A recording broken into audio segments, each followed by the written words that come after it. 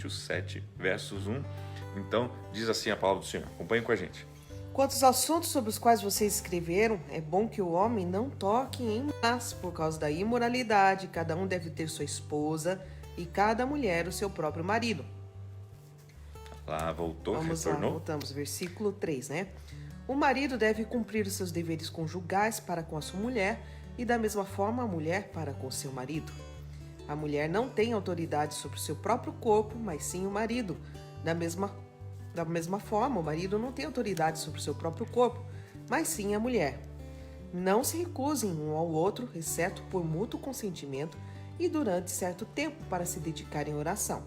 Depois, unam-se de novo para que Satanás não os tente por não terem domínio próprio. Digo isso como concessão e não como mandamento. Só um minutinho. Então, gente, esses 6 primeiros versículos, só pontuando aqui, quando ele inicia dizendo quantos aos assuntos sobre os quais vocês escreveram, você tem que se remeter lá no capítulo anterior, que você vê que fala lá sobre as imoralidades sexuais que estavam acontecendo. Então, enfim, era troca de casais, era culto, né, a Afrodite e aos seus sacerdotes, né, as suas profetisas que tinham como prática, né, esse costume, né, eles chamavam de prostitutos, né, do templo, né, que ficavam lá no templo. Então, enfim, ele falou assim, olha, nós vamos ter que colocar uma ordem aqui, e a ordem da igreja é essa, né? Então ele começa a falar acerca do homem, da mulher, do casamento, né? Ele falou assim, ó, bom se todos pudessem, né, só viver para Deus, mas como isso não é possível, tá? Então, para que não haja imoralidade, então o foco é isso, verso 2, mas por causa da imoralidade, cada um deve ter sua esposa, e cada por causa mulher deve ter o seu esposo. próprio marido, seu esposo. Então, simples assim, né? Casa, tem o seu esposo, a sua esposa. Daí ele começa a falar o quê? Falar de algumas coisas do tipo, a partir do momento que agora você tem a sua esposa, então agora você não tem mais autoridade sobre o seu próprio corpo, e sim sobre o corpo da tua esposa. E vice-versa. E vice-versa. Então está começando o quê? Mostrar que vocês se tornaram um e que na verdade agora um passa a ser do outro. É esse sentido que ele fala. Tá? Não fala que não deve se recusar um ao outro, né? Deve haver um consentimento mútuo quando precisarem, por algum motivo, não coabitarem, né? Ele cita o exemplo da oração, que não seja por muito tempo. Exatamente. Né?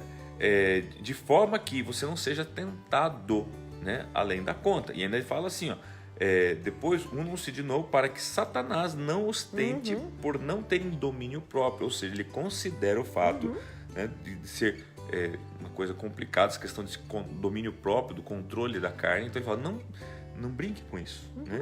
Porque o diabo ele vai tentar vocês, se vocês ficarem muito tempo. Isso é muito sério, né, pastor? E hoje em dia até meio que normal, né? Mais comum. Mais comum, porque assim, nós como pastores, nós sabemos o quanto de esposos que às vezes nos procuram, ou de mulheres também que nos procuram, que tem gente que chega às vezes está 2 anos. 2 anos sem se relacionar com o esposo, com a esposa. 1 ano. Daí imagina 1 mês. Que campo fértil pro diabo tentar, né? E daí a pessoa às vezes cai, né, em adultério, tá? E às vezes isso até é muito comum, gente, no meio se cristão. crucifica lá quem caiu, não aqui justificando a queda dele, mas o erro foram de ambos, né? Então, gente, assim, é muito pontual isso aqui, né? E uma coisa que eu tinha pontuado aqui, deixa eu ver se eu... ok. Então, sim, a importância de, se você por algum motivo, né, ficou, né, afastado da sua esposa no seu relacionamento, por uma questão de oração, não fique por muito tempo, né? Mas permita que novamente vocês possam coabitar, enfim, se aliançar novamente, tá? E que vocês nunca se neguem um ao outro, né? Hoje o que acontece, aí lembrei o que eu ia falar, hoje o que acontece, gente, até por questão de trabalho, às vezes as pessoas trabalham tanto, né? Estudam tanto, dormem pouco, né? E às vezes estão tão cansados que entram naquele ciclo.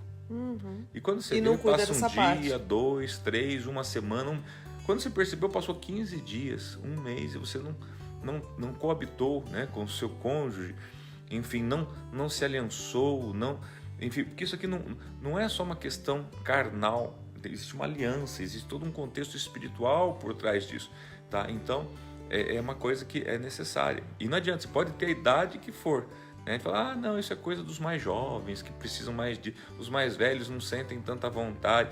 Aí que você vai entender daí que não é uma questão, às vezes, nem de vontade. É uma questão, às vezes, de compreender o significado disso, né? É onde você se aliancia, você se torna um, vocês, né? Observe que vocês vão ficando distante, à medida que vocês não estão coabitando mais, vocês vão ficando cada vez mais distante um do outro, até apartar-se realmente, ok? Vamos lá. Gostaria que todos os homens fossem como eu, mas cada um tem o seu próprio dom da parte de Deus, um de um modo, outro de outro.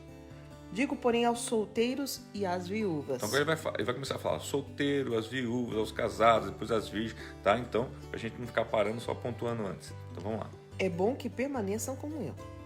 Mas se não conseguem controlar-se, devem casar-se, pois é melhor casar-se do que ficar ardendo de desejo. Então aqui responde aquela pergunta. Você é solteiro, você é viúvo, devo ou não devo casar?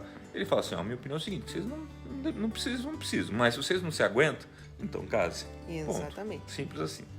Aos casados dou este mandamento, não eu, mas o Senhor, que a esposa não se separe do seu marido. Pastora, não estou convivendo bem com meu marido, posso me separar dele? Não. Simples assim. Mas se o fizer, que permaneça sem se casar, ou então reconcilie-se com o seu marido, e o marido não se divorcie da sua mulher. Aos outros, eu mesmo digo isto, não o Senhor. Se um irmão tem mulher descrente e ela se dispõe a viver com ele, não se divorcie dela. E se uma mulher tem marido descrente e ele se dispõe a viver com ela, não se divorcie dele. Pois o marido descrente é santificado por meio da mulher, e a mulher descrente é santificada por meio do marido. Se assim não fosse, seus filhos seriam impuros, mas agora são santos. Que é muito sério, porque aqui, qual o contexto da época? Eles haviam os casais já casados e agora eles iam se convertendo. Então, às vezes a mulher se convertia primeiro, ou o marido, tá? E a pergunta que existia na época é o seguinte, puxa, e agora? Agora eu sou de Jesus, agora eu me converti, mas meu marido não é, né? E a gente não está se entendendo muito bem por causa disso. Separo dele por causa disso, porque agora ele não é de Jesus? Então a resposta aqui, não, né? Porque quem for de Jesus vai santificar o outro que não é de Jesus. Então, se ele concorda, né, coabitar com você, viver com você, né, mesmo sendo descrente, ou seja, não sendo da sua fé, não tem que mexer nada com isso não. Ele fala assim, se não fosse assim, os seus filhos não seriam santos. Agora observe como desemboca lá nos filhos, tá? Ou seja, aqui muitas pessoas às vezes só estão pensando em si mesmo e não pensa no fruto do relacionamento. Os frutos são os filhos. Nós precisamos sim proteger a geração que vem, porque são herança do Senhor, tá? Então ele está dizendo aqui, ó, fazendo isso, você então santifica os seus filhos, mesmo que o seu cônjuge não seja, mas se ele permite, né, esteja ali santificando ele, porque isso vai ser uma bênção para todos. Todavia, se o descrente separar-se, que se separe.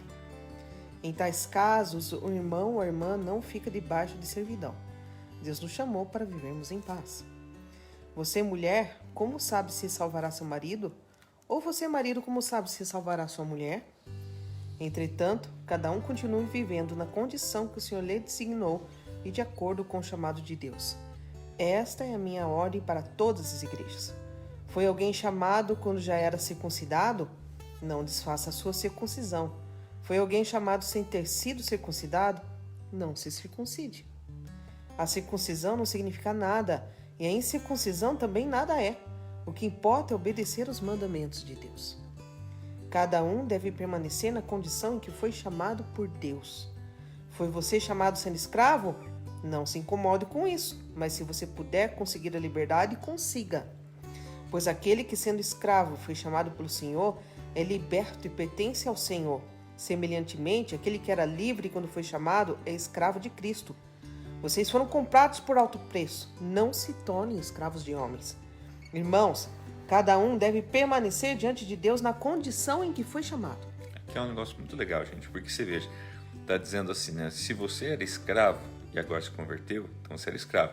Agora você é livre em Cristo. Mas se você era livre, agora você é escravo de Cristo. Ou seja, né? De uma forma ou de outra, estamos ligados a Cristo. Então, né, se quem era escravo, que era escravo do homem, agora passa a ser livre, né, para Deus. E quem era livre, ou seja, não escravo do homem, agora passa a ser escravo no sentido de obedecer à vontade de Deus, no sentido de não ter mais a sua própria vontade, e sim fazer a vontade de Deus. É isso que ele está querendo. Ou seja, são iguais, né? E permaneçam em Cristo. Quanto às pessoas virgens, não tenho mandamento do Senhor, mas dou meu parecer como alguém que, pela misericórdia de Deus, é digno de confiança. Por causa dos problemas atuais, penso que é melhor o homem permanecer como está. Você está casado? Não procure separar-se. Está solteiro? Não procure esposa. Mas se vier a casar-se, não comete pecado. E se uma virgem se casar, também não comete pecado. Mas aqueles que se casarem enfrentarão muitas dificuldades na vida, e eu gostaria de poupá-los disso. Ele está falando aos virgens. E aqui muitos teólogos até usam esse versículo aqui para dizer que Paulo também era virgem, ok? Pelo menos assim, é uma corrente teológica, ok? Isso não é uma verdade absoluta. Mas ele está falando assim, ó, você que é virgem, permaneça assim, consagre-se ao Senhor, vive para Deus. Porém, se você não consegue, né, ficar assim, então casa, tá? Ele falou, não fique, né, solteiro, case. Tá? Daí ele fala assim, ó, mas é a minha opinião. Ele fala, não é um mandamento, é um parecer meu, tá? Ele fala assim, tá? Eu percebo que aqueles que casam, enfim, enfrentarão muitas dificuldades na vida. É óbvio, né? Afinal de contas, né, gente? É você deixar de viver só você, passar a viver, né, num sistema de grupo, ou seja, né, você mais alguém diferente de você. Então é óbvio que vão haver situações que, né, necessitem adaptações. É isso que ele está querendo dizer. E eu gostaria de poupar vocês disso, mas não está dizendo que é ruim nem que não deva fazer isso. Por favor, não entenda errado. O que quero dizer é que o tempo é curto. De agora em diante, aqueles que têm esposa vivam como se não tivessem. Aqueles que choram, como se não chorassem. Os que estão felizes, como se não estivessem. Os que compram algo, como se nada possuíssem. Os que usam as coisas do mundo, como se não as usassem. Porque a forma presente deste mundo está passando. Gostaria de vê-los livres de preocupações. O homem que não é casado preocupa-se com as coisas do Senhor, em como agradar ao Senhor. Agora ele vai começar falando de responsabilidade. Ele começa a falar assim, quem é casado, né? Quem não é casado se preocupa com as coisas do Senhor. Quem é casado, tá? Não que não deva se preocupar com as coisas do Senhor, sim, mas há uma preocupação também tão importante quanto. Observe o que ele fala agora na sequência. Mas o homem casado preocupa-se com as coisas deste mundo, em como agradar sua mulher, e está dividido. Tanto a mulher não casada como a virgem preocupam-se com as coisas do Senhor para serem santas no corpo e no espírito. Mas a casada preocupa-se com as coisas deste mundo, em como agradar seu marido. Estou dizendo isso para o próprio bem de vocês, não para lhes impor restrições, mas para que possam viver de maneira correta, em plena consagração ao Senhor. Se alguém acha que está agindo de forma indevida diante da virgem de quem está noivo, que ela está passando da idade, achando que deve se casar, faça como achar melhor. Com isso não peca. Casem-se.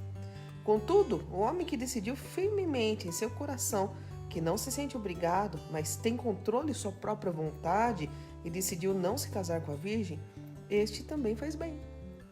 Assim, aquele que se casa com a virgem faz bem, mas aquele que não se casa faz melhor. A mulher está ligada a seu marido enquanto ele viver. Mas se o marido morrer, ela estará livre para se casar com quem quiser, contanto que ele pertença ao Senhor. Em meu parecer, ela será mais feliz se permanecer como está. E penso que também tem o Espírito de Deus. Então você vê que Paulo aqui ele é bastante adepto, né, ao ficar só, até porque ele tem, né, esse encargo do celibato, né, então é uma coisa que para ele é full time, né, ele é tempo todo Deus, enfim. Mas assim, Deus deu a ele essa graça, essa condição, né, de permanecer assim. Então é isso que ele fala, olha, quem tem essa condição como eu, permaneça assim, mas quem não tem, tá bem claro, né, case-se, una-se a alguém, né, viva para essa pessoa, né, a mulher tem que entender o seguinte, precisa agradar a Deus? Precisa, mas também precisa conhecer das coisas do mundo para como agradar o seu esposo, ou seja, tem uma preocupação a mais, que agora não é só agradar a Deus, porque tem gente que para nisso, pastor. O importante para mim é agradar a Deus, meu marido que se dane, com perdão da expressão. Minha mulher também que... Não, a Bíblia fala, você casou, então agora você tem uma responsabilidade. De agradar o seu marido. É a mesma coisa. Põe filho no mundo, tá? é lindo, maravilhoso, mas é uma responsabilidade. Tenho que agradar a Deus? Tenho. Agora não é por causa disso que eu vou abandonar o meu filho ou minha filha, sei lá, porque ele está nas drogas. Isso acontece muito. Eu estou dando esse exemplo porque isso acontece muito, tá? Não, é uma responsabilidade, né? Ah, mas eu não aguento mais o que eu estou passando. Pois é, mas você tem que lutar por isso e Deus vai te dar graça, né? Não é fácil. É que nem ele falou assim, vão ter tribulações, vão ter momentos, né, difíceis, mas você vai conseguir porque Deus vai te ajudar. Você não está sozinho nisso, né? Então é isso que Paulo está querendo dizer. Você vê bem claramente no capítulo 7, tá? Tem muitas pessoas até que falam assim, Paulo era contra o casamento. Não, na verdade é que ele está expondo, gente, uma faceta dele, né? Onde ele, na vida dele, ele adotou, né, a posição de celibatário. Ele consegue enxergar tudo isso, porque assim, realmente, para pensar, você não tendo esposa, não tendo família, não tendo filhos, não tem... Pode se dedicar integralmente. O que sobra para você? Você e Deus. Você anula você para estar com Deus, pronto, só ficou Deus. Né? Lindo, maravilhoso, glória a Deus por isso, amém. Mas nem todo mundo tem essa condição, nem todo mundo, tá?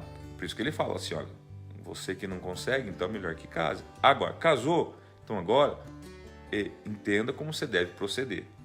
Deus precisa continuar sendo o primeiro sempre em tudo, porém agora também você tem que se preocupar com as coisas do mundo, em como agradar sua esposa, em como agradar seu marido e cumprir as suas responsabilidades. É isso que ele está querendo dizer. E seja idôneo nisso. É isso que ele está tentando passar aqui, né, para os leitores aqui e para nós que estamos estudando, ok? Claro, não case para descasar, não é essa a ideia, né? Ao contrário, você casa para se tornar uma só carne, né? E ter uma só aliança no Senhor, tá bom? E é isso, capítulo 7 fala sobre o casamento, fala sobre essas questões todas, bem, às vezes polêmicas, porque hoje em dia, né, não se fala mais nem em divórcio, hoje em dia não se fala mais nem em casar, né?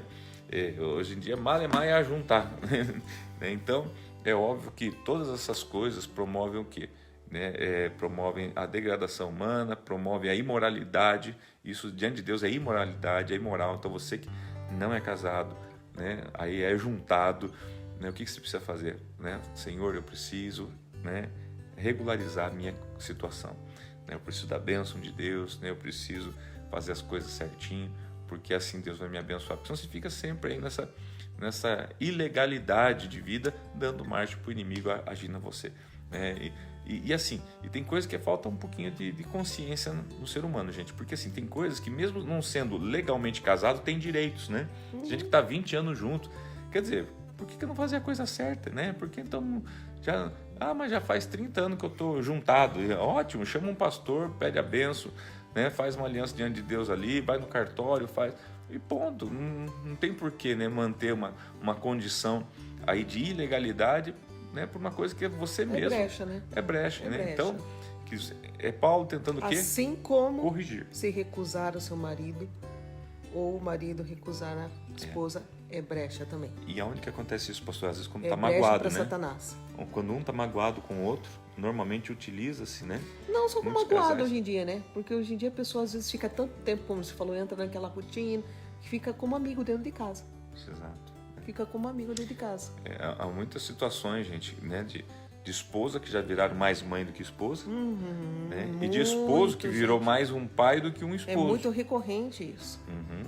Né? Então, o esposo transfere segurança, mas não é o namorado, não é o amante, não é... O pastor sempre ensina algo, né? Ele fala assim, maridos, não chamem sua esposa de mãe. Proibido. Né? E para a esposa, não chame de pai, ô pai, né? Pai, né? Até às vezes por causa do filho, coisa assim, acaba chamando assim, não chame disso, gente. E o porquê é muito Porque simples. Ninguém se relaciona com mãe. Como é que você acha que está no teu inconsciente? Pai, você já se viu dormindo com o teu pai? Dormindo com a tua mãe? Não, né? Então, para com isso, gente. Né? Pai. Não, mas é pai dos meus filhos, mãe das minhas filhas. Não, sim, deixa então o filho chamar de pai e mãe. Não precisa você chamar. Tá? Então, para quem chama aí, a partir de hoje está proibido. É sério tá isso, bom? gente. Este é o mandamento aqui do Alex. Que Deus abençoe vocês, que um bom dia a todos, né? É isso aí. Um feriado abençoado. Curta a tua família, Amém. curta a tua casa. Né? Sai um pouco, sim, faça uma coisa diferente, mas não saia da presença de Deus, tá bom? Beijo no teu coração, fiquem com Deus.